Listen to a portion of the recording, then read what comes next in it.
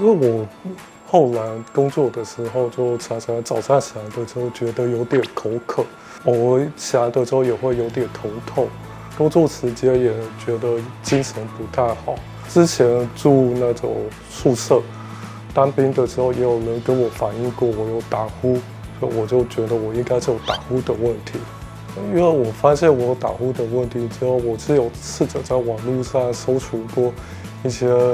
类似偏方这样，有些人分享那些比较不专业的方式，我看完我就觉得好像没什么用处啊，所以说我就觉得那我还是自己去找那种比较专业的医师来这我想应该效果会比较显著。在之前，一般在睡觉，甚至是睡午觉的时候，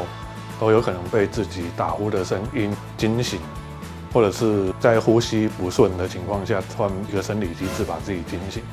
或者是家人在附近的时候就会听到我的打呼声，觉得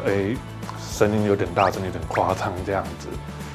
一开始是觉得说睡觉打呼问题没有很严重，那时间久了，我会开始觉得说一些睡眠呼吸中止的问题开始影响到身体的状况，再加上说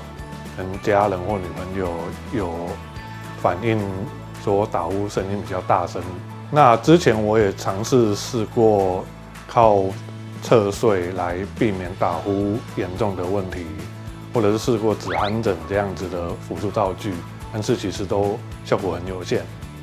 因为自从佩戴这个牙套之后，我是没有打呼的问题啊，因为我用手机记录那种睡觉的打呼声音都没有记录到，然后早上起来的时候也没有之前说的那种口渴啊、疼痛的问题，工作上也比较有精神，工作比较顺利。使用养生牙套半年后，其实最明显的感觉就是已经没有所谓打呼的状况，整体感觉到说睡